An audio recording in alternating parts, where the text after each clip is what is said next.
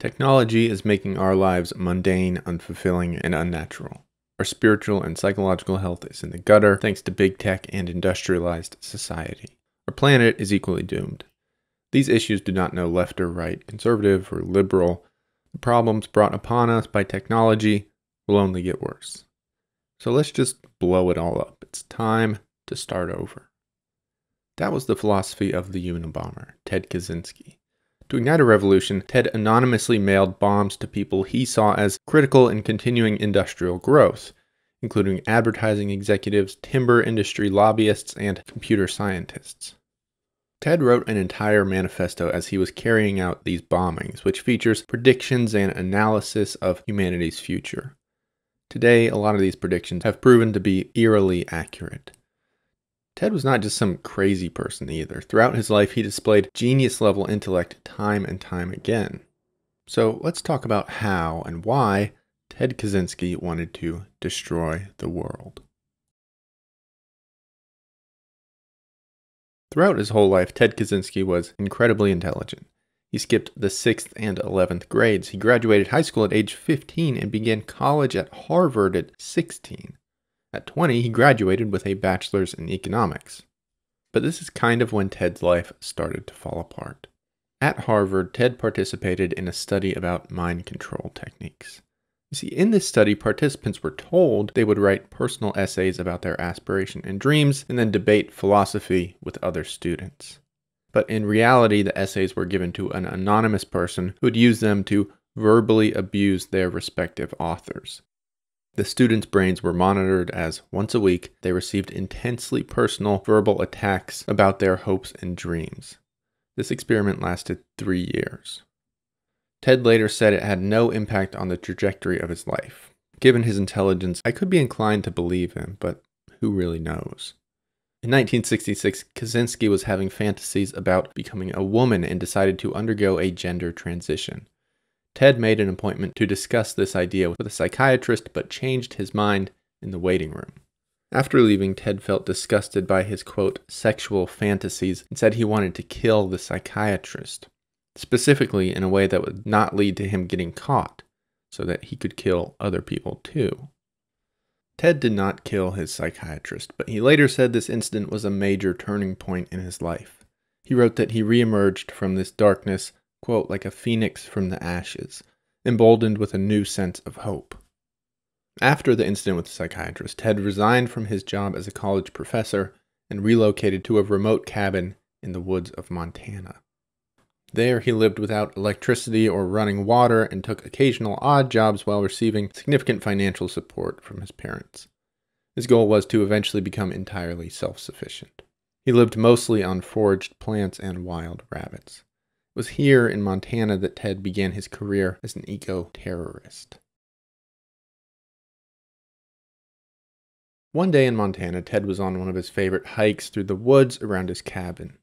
When he arrived at his destination, a rocky ridge near a waterfall, a road had been built right through it. Ted would later describe this moment. You just can't imagine how upset I was. It was from that point on that I decided rather than trying to acquire further wilderness skills, I would work on getting back at the system. Revenge. Indeed, Ted made true on his word. On one occasion, someone built a vacation home within a mile of his cabin. Ted broke into the house and vandalized it. He also destroyed snowmobiles and motorcycles that the home's owners had been riding through the woods. On numerous occasions, Ted sabotaged technology that he saw as invading the natural area. He caught a bulldozer on fire. He put sugar in the tanks of snowmobiles. Ted demolished the truck of a construction worker that he saw in the woods. Still, though, this was small time compared to his now famous bombings. Between 1978 and 1995, Kaczynski anonymously mailed or hand-delivered a series of bombs that killed 3 people and injured 23 others. Ted sent bombs to people he saw as foot soldiers for industrial growth. In 1979, the FBI assembled a task force of 150 investigators for the Unabomber case, which was codenamed for the university and airline bombing targets. These efforts proved to be almost entirely pointless. In about 2 decades, the FBI made virtually no progress on identifying their so-called Unabomber. You see, as Ted sent his bombs, he took great care to avoid leaving any evidence. He often included intentionally misleading clues in the packages. Many of the bombs included fingerprints that didn't even belong to Ted. Still at large in 1995, Ted mailed his essay, Industrial Society and Its Future, to several media outlets. He demanded that it be published in a major newspaper. If his demands were met, Ted said he would stop the bombings. In this essay, also called the Unabomber Manifesto, Ted outlined his philosophy and his motivations for the attacks. Ted's manifesto opens with what is basically his thesis. The Industrial Revolution and its consequences have been a disaster for the human race. Kaczynski argues that we have created a world that basically humans aren't evolved to live in. Throughout 35,000 words, Ted expounds on this idea and presents nature as an alternative to the problems plaguing modern society. Technology has turned us into an industrialized society.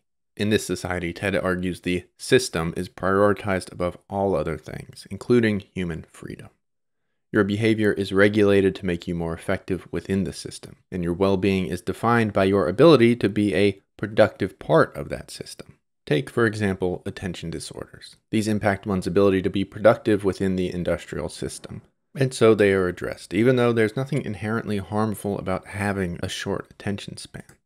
Clinical depression is on the rise. The societal conditions which cause this depression are left entirely unaddressed. Instead, people are given medicine that allows them to tolerate conditions they naturally find intolerable. To varying degrees, Ted says this applies to all aspects of modern life. Kaczynski believed this was unavoidable in industrial society.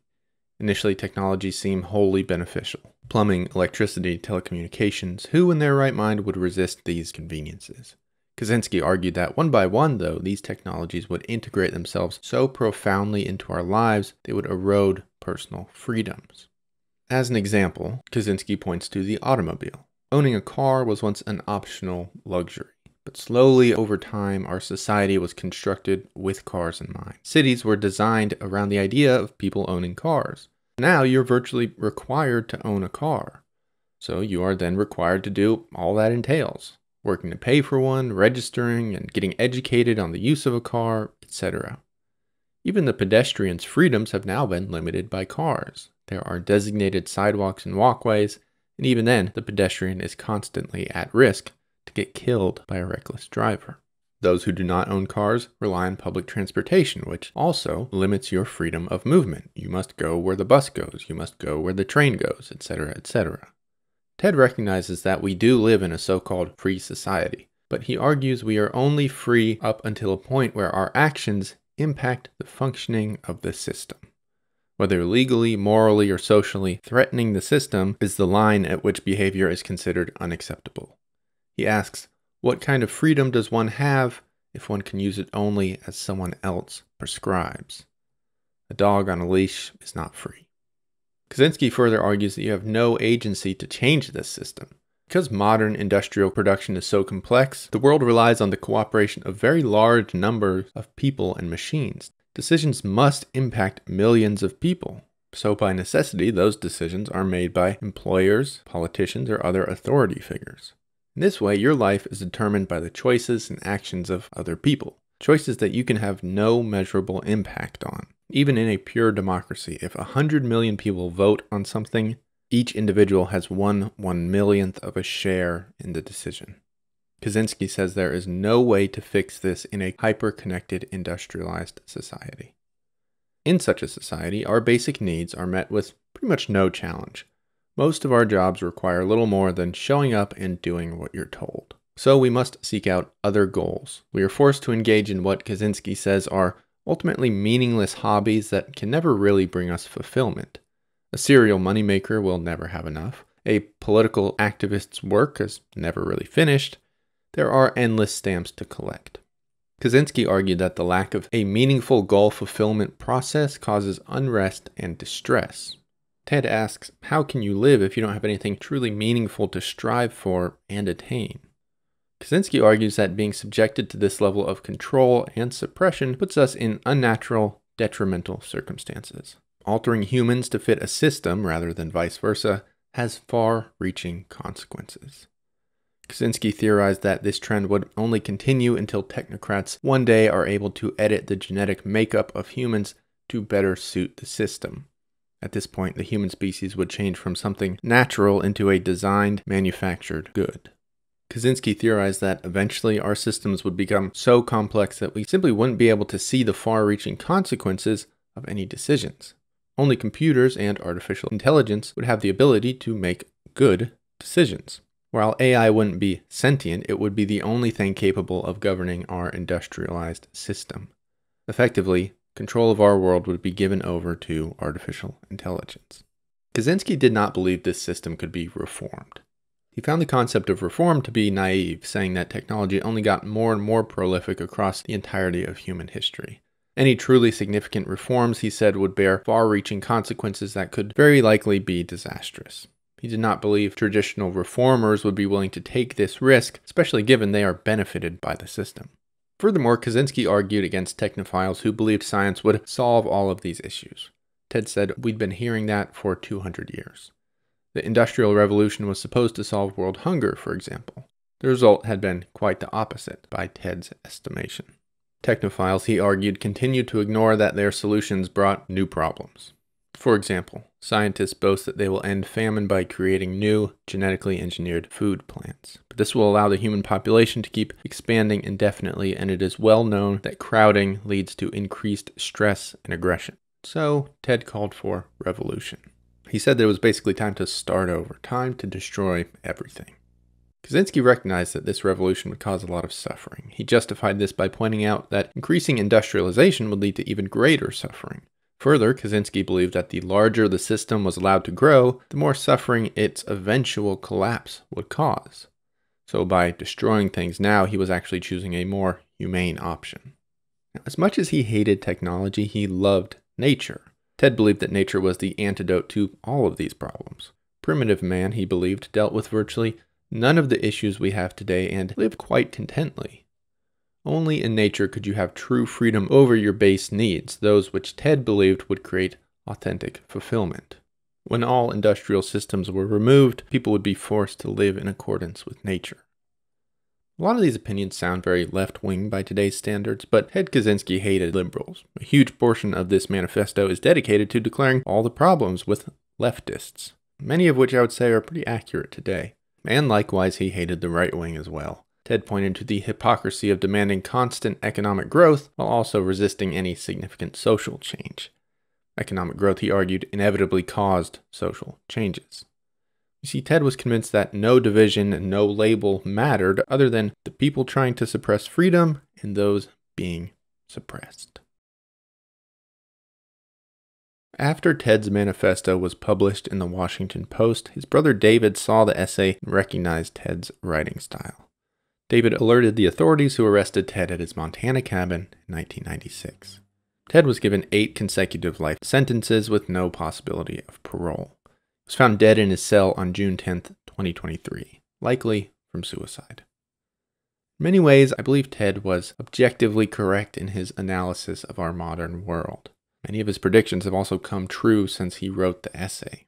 Now, if you subscribe entirely to Ted's philosophy, then sure, his solutions seem like the only way forward. But for most people, myself very much included, sending bombs in the mail seems like a pretty bad solution to very real problems.